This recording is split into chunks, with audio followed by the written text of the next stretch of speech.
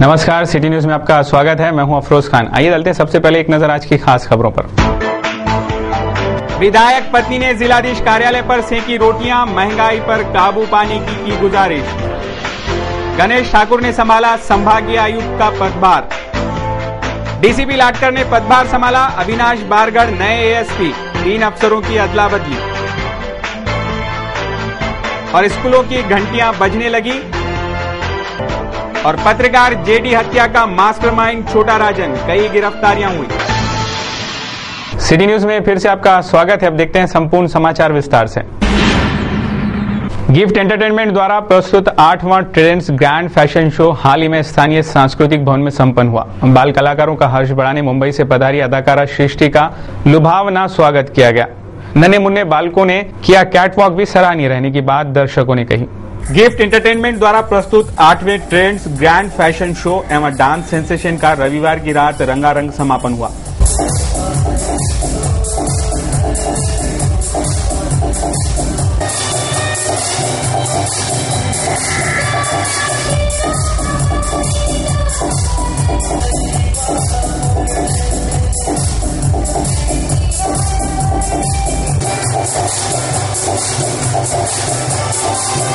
स्थानीय संत ज्ञानेश्वर सांस्कृतिक भवन में यह समारोह आयोजित किया गया।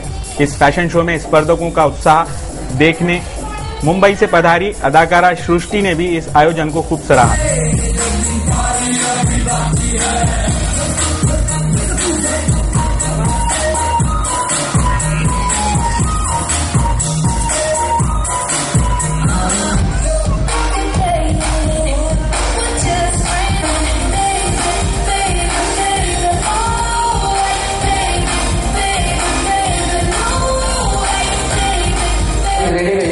श्री राव उपाध्याय। कार्यक्रम के कुछ समय पूर्व अदाकारा सृष्टि ने ली पत्रकार वार्ता में कहा कि भागदौड़ भरी जिंदगी में राहत की सांस लेने का समय ही नहीं मिल पाता, लेकिन अमरावती शहर में दाखिल होते ही यहाँ की हरियाली, लुभावना मौसम देखकर ऐसा लगा ये शहर सबसे सुंदर है। मैंने बहुत सुना है शो के बारे में कि बहुत अच्छा शो है, बहुत फेमस शो है अमरावती का, तो बस वेट कर रही हूँ कि मैं कब तक देख जाऊँ। बहुत एक्साइटेड हूँ। उसके बाद ग्रैंड फैशन शो एवं डांस सेंसेशन का आयोजन हुआ, जो कि लुभावना रहा। ये रंगारंग फैशन शो एवं डांस सेंसेशन बहुत दिनों तक याद रहेगा, ऐसी प्रतिक्रिया अनेक दर्शकों ने व्यक्त की। ये रंगारंग फैशन शो एवं डांस सेंसेशन बहुत दिनों तक याद रहेगा, ऐसी प्रतिक्रिया अनेक दर्शकों ने व्यक्त की। सौ नवनीत राणा ने भी आयोजकों को खूब सराहा। हमारे संवाददाता प्रदीप सोजतिया व अफरोज खान की डांस ट्रेनिंग वाले बच्चों ने जिस तरीके से परफॉर्म किया, थोड़ा सा तो रिएक्शन दो।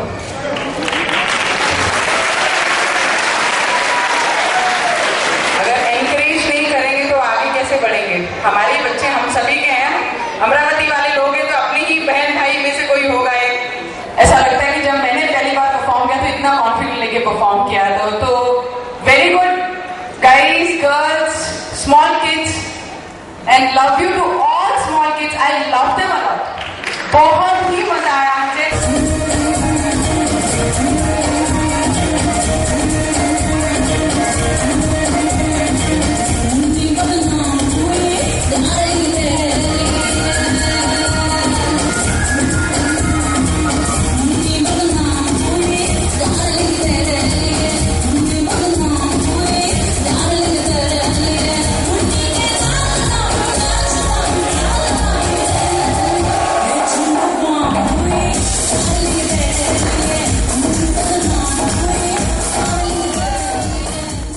गत 2 माह से छुट्टी का मजा ले रहे छात्राओं की वजह से सूनी पड़ी स्कूलों में 27 जून की सुबह से फिर चहल पहल लौटी। सभी स्कूलों में छात्र छात्राओं का स्वागत किया गया। ज्यादातर प्राथमिक स्कूलों में विद्यार्थियों को शालेय साहित्यों का वितरण किए जाने से छात्र छात्राओं में खासा उत्साह दिखने को मिला। पिछले 2 महीने से वीरानी का शिकार हुए स्कूलों में सोमवार से चहल पहल नजर आने लगी। कक्षा 1 से 10वीं तक के स्कूलों की घंटी बजने लगी। स्कूल ऑटो, स्कूल बस, शालेय साहित्य विक्रेता आदि भी अपने अपने काम से लग गए। 8वीं कक्षा तक परीक्षाएं नहीं रहेंगी, पर हर महीने मूल्यांकन करने की जिम्मेदारी सभी शिक्षकों को निभानी पड़ेगी। सोमवार से शुरू हुई स्कूलों के प्रथम दिन को छात्रों का भारी प्रतिसाद दिखाई दिया, तो दूसरी ओर मनपा के प्राथमिक उर्दू स्कूल का माहौल भी अच्छा खासा दिखाई दिया। स्कूल के प्रथम दिन के अवसर पर विद्यार्थियों का पुष्प एवं किताबें बांटकर भाव विभोर स्वागत किया गया। एक और शिक्षा अधिकार को सख्ती से लागू करने के ढोल पीटे जाते हैं, तो दूसरी ओर आज भी प्राथमिक शिक्षा की स्थिति बदहाल दिखाई पड़ती है। ये स्थिति सुधारने की सुध शिक्षा विभाग को आएगी, ये तो वक्त ही बताएगा। हमारे संवाददाता अफरोज खान और सुदेश चौहान की रिपोर्ट। बढ़ती महंगाई पर काबू पाने की मांग को लेकर विधायक पत्नी सोनवनीत राणा के नेतृत्व में जिलाधीश कार्यालय पर विशाल मोर्चा निकाला गया। सैकड़ों की तादाद में पहुंचे महिलाओं ने जिलाधीश कार्यालय पर दस्तक देकर ज्ञापन सौंपा और महंगाई पर काबू पाने की गुहार लगाई। इसी दौरान सोनवनीत राणा ने कचहरी पर ही चूल्हे पर रोटियां सेकी और जिलाधीश को भेंट दी। महंगाई के खिलाफ युवा स्वाभिमानी महिलाओं का विशाल मोर्चा निकाला गया। स्थानीय इरविन चौक से शुरू हुआ ये मोर्चा सोनवनीत राणा के नेतृत्व में जिलाधीश कार्यालय पर धमका। जिस तरह महिलाएं घर में चूल्हा जलाया करती थी, उसी तरह जिलाधीश कार्यालय के सामने चूल्हा लगाया गया। विधायक पत्नी सोनवनीत राणा ने भरे चौक पर चूल्हे पर रोटियां सेकी। महंगाई का अभिनव तरीके से निषेध व्यक्त किया, जो सराहनीय रहा। चूल्हे पर बनी रोटियों लेकर सोनवनीत राणा एवं जीतू दुधाने, नितिन बोरकर, ज्योतिताई सहरी से, ज्योति काड़े आदि के शिष्टमंडल ने जिलाधीश ऋचा बागला को ज्ञापन सौंपा। महंगाई पर काबू पाने हर संभव प्रयास करने की गुहार लगाई। कम नहीं कर सकते तो एक चीज को स्टेबल तो रखें। हर साल, हर 6 महीने, हर 3 महीने में या डीजल बढ़ता जा रहा है या पेट्रोल बढ़ता जा रहा है या फिर गैस सिलेंडर की बढ़ाई हो रही है, ये तो सही नहीं है। मुझे कोई एंगल से ये सही नहीं लगता है। या फिर आप इतने मॉडर्न जमाने में आके मॉडर्न बनाते हो, आप अपने इंडिया को, अपने देश को मॉडर्न बना रहे हैं। हम बोल रहे हैं हम अमरावती को, विदर्भ को ग्रो करना चाहते हैं। उसके बाद वापिस हम वही स्थान पे लेके आना चाहते हैं जहाँ पे लोग वापिस चूल्हों पर बैठ के केरोसिन जलाएं। केरोसिन का भी जो 2 रुपया बढ़ाया हुआ है वो भी राइट नहीं है। ना वो केरोसिन पे आ सकते हैं दोबारा, ना वो सिलेंडर पे जा सकते हैं। तो फिर एक ही चीज रह जाता है, अगेन हैंड। तो मुझे वो राइट नहीं समझ आता है। सिर्फ चूल्हा जला के अभी हमें घर पे बैठना है या फिर वापस मॉडर्न को डिसग्रेड करके वापस जो कल्चर था पुराने जमाने 20 साल, 25 साल, 50 साल पहले हम जो करते थे, हमारी इंडिया ने बढ़ाया है वो आगे करके। तो फिर हम चूल्हों में अभी रोटी बनाएंगे और क्या कर सकते। चूल्हे 1 घंटा जलते नहीं है, तो अपने काम वाम छोड़ के हम हस्बैंड को ही बोलेंगे घर पे बैठो, हम चूल्हा पे खाना बना के देंगे, तो आप भाग जाना। सत्ताधारी शासन के खिलाफ लगे नारों से पूरा परिसर गूंज उठा था। इस आंदोलन की जानकारी देते हुए सोनवनीत राणा ने सत्ताधारियों पर तीखा निशाना साधा। विधायक रवि राणा भी सत्ता में बैठे हैं, ऐसे समय उनकी भूमिका क्या होनी चाहिए, इस मुद्दे पर सो राणा ने जानकारी दी। जिस तरीके से हमारे इंडिया में जितनी गवर्नमेंट ने तेजी से मॉडर्न जमाना लाया था, गैस सिलेंडर लेके, गैस चूल्हा घर में लेके आए, उसके बाद हमें महंगाई के हिसाब से जो महंगाई बढ़ाते जा रहे हैं, उस हिसाब से हमें वापस जो 50 साल पहले हमारे दादा दादी और नाना नानी जो करते थे, चूल्हे पे खाना बनाते थे और 1-1 घंटा हमें चूल्हा जलाना पड़ता था। तो अभी हम अपने आदमियों को, हस्बैंडों को ये बोलेंगे आप घर में बैठो, जब तक हमारा चूल्हा और हमारा खाना नहीं तैयार होता, आप काम बंद करके घर पे बैठो खाने के लिए सिर्फ। तो ये जो महंगाई बढ़ा रही, जो हमारे विदर्भ में, स्पेशली जो हमारे विदर्भ में जो आत्महत्या किसान करते हैं, जो आत्महत्या देखने के बावजूद जो हमारे यहाँ के लोग हैं, गवर्नमेंट लोग हैं, अगर वो इंक्रीज करते जाते हैं हर बजट को, डिक्रीज नहीं करते हैं कि बोलते हैं सिर्फ अभी किसान आत्महत्या करते हैं, जो मिडिल क्लास के लोग हैं वो भी आत्महत्या करना शुरू करते हैं, तो ये मुझे नहीं लगता कोई भी एंगल से सही है। हमारे विदर्भ के लिए स्पेशली जो किसान मर रहे हैं उनको तो ध्यान दे नहीं रहे और बोलते हैं कि और जो मिडिल क्लास वाले वो भी आत्महत्या कीजिए। डेफिनेटली रवि राणा जी की परमिशन है तभी हम यहाँ तक आए, क्योंकि रवि राणा ने जो चीज से सोच के बोला है कि अगर वो सरकार को सपोर्ट करते भी हैं, उसके बावजूद वो सिर्फ जनता के लिए सपोर्ट करते हैं कि जनता के काम हो, ना कि ये काम के लिए कि वो कोई भी चीज गलत करते रहे उनका साथ देंगे। मैं नहीं मानती कि रवि राणा जी अगर गलत चीज कोई सरकार कर रहे हैं तो उनका साथ कभी नहीं देंगे, और ना हम महिलाएं या हमारे जो युवा स्वाभिमान। हमारे संवाददाता प्रदीप सुजतिया एवं सुदेश चौहान की रिपोर्ट। सोनवनीत राणा ने जब जिलाधीश कार्यालय पर चूल्हे पर रोटियां सेकी, तब सैकड़ों महिलाओं ने उनका साथ दिया। महंगाई की मार सबसे ज्यादा महिलाओं को ही झेलनी पड़ती है और यही महिलाएं शक्ति, सत्ता भी पलट सकती है।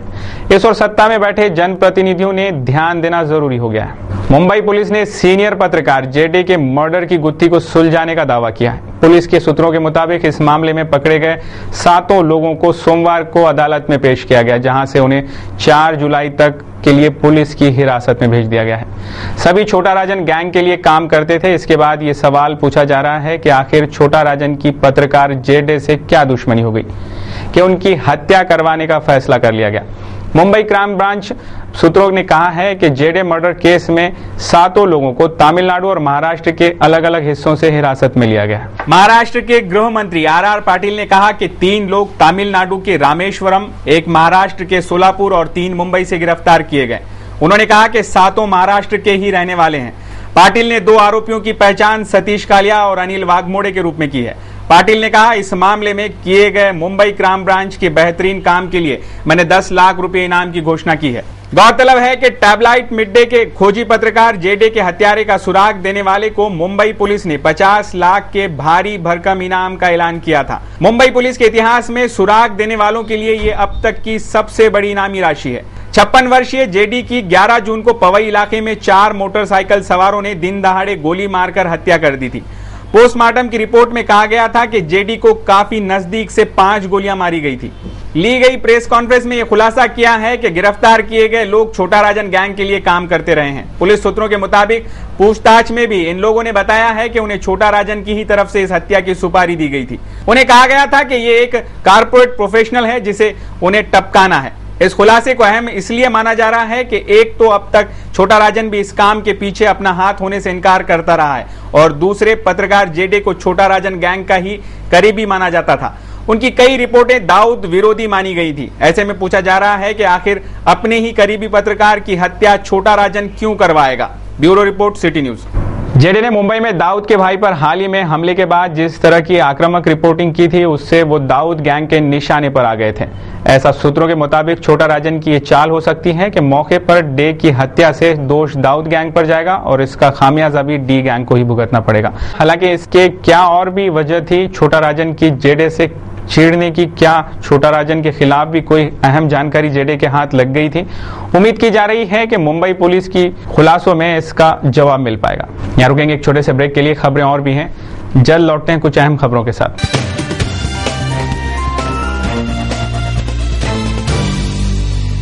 सिटी न्यूज में फिर से आपका स्वागत है। अब देखते हैं शहर का आईना एवं विस्तृत समाचार।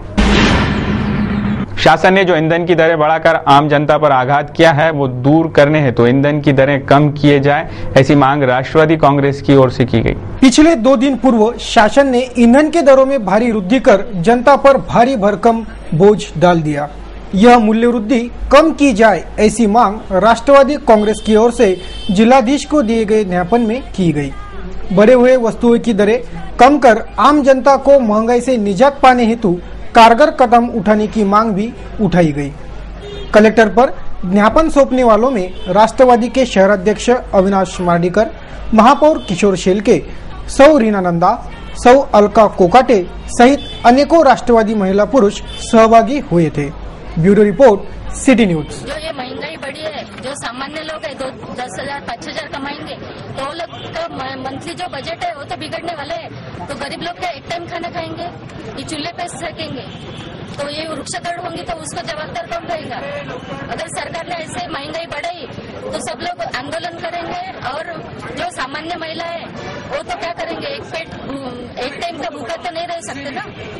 तो इसके लिए हम लोग आज जिलाधिकारी कार्यालय पे हम सब लोग राष्ट्रवादी की ओर से मोर्चा लेके और निवेदन देने के लिए आए हैं। संभागीय आयुक्त प्रवीण सिंह परदेसी, इनका तबादला मुंबई के फॉरेस्ट प्रधान सचिव पद पर किए जाने के बाद सोमवार को गणेश पी ठाकुर, इन्होंने अमरावती संभागीय आयुक्त का पदभार संभाला।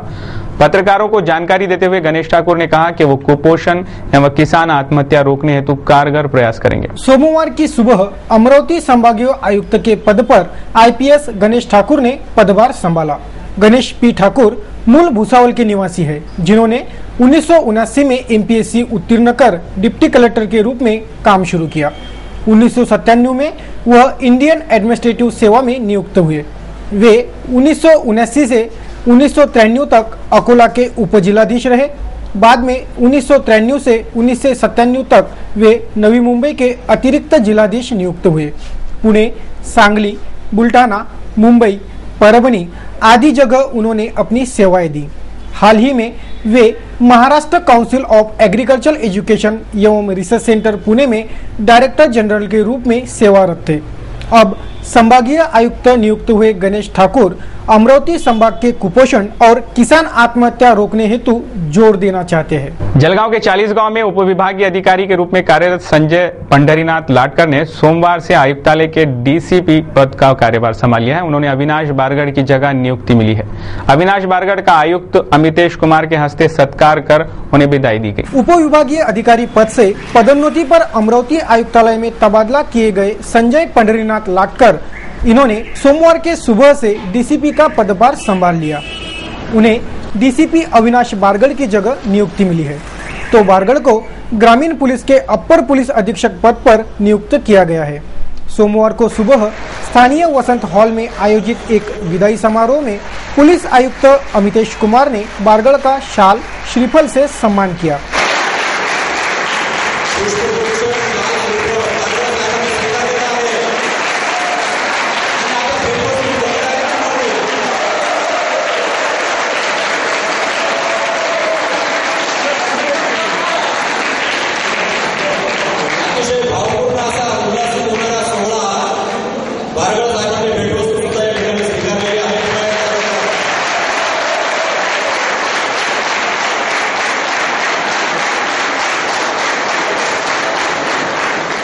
आत्ताचे सीपी सर यांचं अत्यंत मोलाचं मार्गदर्शन लाभलं। एवढे व्हरायटी ऑफ वेगवेगळ्या प्रकारचे कामं करताना जे आम्ही प्रमोशनहून आलो होतो, अनुभवी होतो, जो अनुभव इथे मिळाला तो पुढील आयुष्याकरता फार मोलाचा आहे। सीपी साहेब म्हटले की त्यांच्या कामगिरीत आमचाही वाटा आहे, परंतु सीपी साहेबांनी हे प्रचंड सेतू बांधण्याचं काम घेतलेलं आहे, त्याच्यात आमचा मोलाचा वाटा नाही, पण आमचा खारीचा वाटा आहे। खरं काम, खरं तिची कमिटमेंट ही खरं तर ही सीपी साहेबांची, त्यांच्यामुळे आम्हाला प्रेरणा मिळत गेली आणि त्यांच्यामुळे हे आयुक्त राज्यात पब्लिक पोलिसांबद्दल जे बोललं जातं, जी पोलिसांची इमेज झाली, यात 99% कॉन्ट्रीब्युशन सीपी साहेब आणि 1% आपण सर्व। ही प्रेरणा नसती तर आपण या स्टेजपर्यंत आलो नसतो। फिर उन्हें पारंपरिक पद्धति से विदा किया गया। अब डीसीपी लाटकर के कर्तव्य दक्षता पर अमरावती वासियों का ध्यान लगा है। Bureau report, city news. सोमवार को जिला परिषद की आम सभा में विभिन्न मुद्दों पर खासा हंगामा हुआ। मोर्शी के कार्यकारी अधिकारी राउत का निलंबन, साइंस कोर मैदान का भाड़ा बढ़ाना आदि विषयों पर आम सभा का माहौल युद्ध मैदान के रूप में तब्दील होगा दिखाई दे रहा था। सोमवार को अमरावती जिला परिषद की आम सभा में कुछ मुद्दों को लेकर खासा घमासान हुआ। साइंस कोर मैदान का किराया 6000 रुपए तक बढ़ाया जाए और मोर्शी के कार्यकारी अधिकारी राउत इनका काम गलत तरीके से चलते उन्हें निलंबित किया जाए। आंगनवाड़ी में भूजल सर्वेक्षक नियुक्त हो। आंगनवाड़ी की इमारत एवं सुरक्षा दिवाले के लिए मंजूर 4 लाख रुपयों की निधि नामंजूर हो। मेलघाट में धड़ल्ले से हो रही अवैध ब्लास्टिंग रोकी जाए आदि मुद्दों पर आम सभा का माहौल अच्छा खासा गर्मा गया था। Bureau report, city news. चलिए अब देखते हैं कुछ खास खबरें। 27 जून से स्कूल की प्रथम घंटा बजी। स्कूल शुरू होने से आनंदित हुए छात्राओं ने प्रथम दिन का भरपूर लुत्फ उठाया। ज्यादातर स्कूलों में छात्र छात्राओं की संख्या भी अधिक नजर आई, तो दूसरी ओर स्कूल में छुट्टी के समय काफी छात्रों ने भरपूर लुत्फ उठाया। एक स्कूल में पहुंचे हमारे संवाददाता सुदेश चौहान ने बच्चों की यही खेलकूद कैमरे में कैद कर ली। अब साल भर नए दोस्त, नई अध्यायमाला, नए गुरुजन आदि के साथ छात्र छात्राओं को अध्ययन करना है। Bureau report. चलिए ले चलते हैं आपको बॉम्बे स्टॉक मार्केट कैसा रहा दिन भर कारोबार का हाल। निफ्टी चढ़कर 5527 पर और सेंसेक्स 171 अंक ऊपर उछला। कच्चे तेल की कीमतों में नरमी की वजह से भारतीय शेयर बाजार के प्रमुख सूचकांक बढ़त के साथ बंद हुए। निफ्टी 5500 के स्तर के ऊपर चला गया, जबकि बॉम्बे स्टॉक एक्सचेंज के सेंसेक्स 171 अंक यानी 0.94% की मजबूती के साथ 18,241 पर रहा। निफ्टी 56 अंक यानी 1.01% की बढ़त के साथ 5,527 पर बंद हुआ, जबकि एनएसई के मंझोले सूचकांक सीएनएक्स मिड कैप में 1.33% की मजबूती रही। बॉम्बे स्टॉक एक्सचेंज के मिड कैप सूचकांक में 0.82% और बॉम्बे स्टॉक एक्सचेंज के स्मॉल कैप में 0.80% की बढ़त रही। आज के कारोबार में पीएसयू और कैपिटल गुड्स क्षेत्र में सबसे ज्यादा खरीदारी का रुख रहा। एशियाई शेयर बाजारों में कमजोर संकेतों के बीच भारतीय शेयर बाजार के प्रमुख सूचकांकों की शुरुआत गिरावट के साथ हुई थी। शुरुआती कारोबार में सेंसेक्स 18,132 और निफ्टी 5,434 तक नीचे चले गए थे, लेकिन बाजार जब बंद हुआ तो निफ्टी था 5,527 पर और सेंसेक्स था 18,241 पर। हल्की फुल्की बारिश के बाद अब शहर का मौसम कैसा रहा, डालते हैं एक नजर आज के मौसम के हाल पर। सोमवार को शहर के मौसम में कुछ खास बदलाव नहीं था। सोमवार को शहर का अधिकतम तापमान 32 डिग्री सेल्सियस आंका गया, जबकि न्यूनतम तापमान 25 डिग्री सेल्सियस रहा। शहर का आसमान बादलों से घिरा रहा, जबकि मंगलवार को शहर के मौसम में 2 डिग्री सेल्सियस की गिरावट रहने की संभावना है। यानी मंगलवार को शहर का अधिकतम तापमान 30 डिग्री सेल्सियस और न्यूनतम तापमान 25 डिग्री सेल्सियस रहने की संभावना है।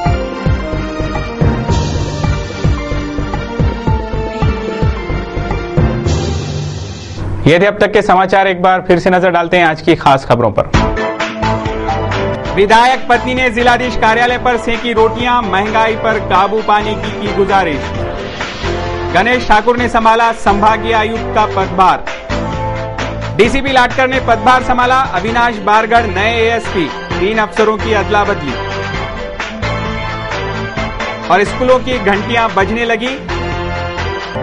और पत्रकार जेडी हत्या का मास्टरमाइंड छोटा राजन, कई गिरफ्तारियां हुई। सिटी न्यूज के बारे में आप अपने सुझाव एवं विचार हमें भेज सकते हैं हमारे इस पते पर। हमारा पता है सिटी न्यूज कार्यालय, धनराज लाइन, सक्कर 7, अमरावती। हमारा फोन नंबर है 25633833।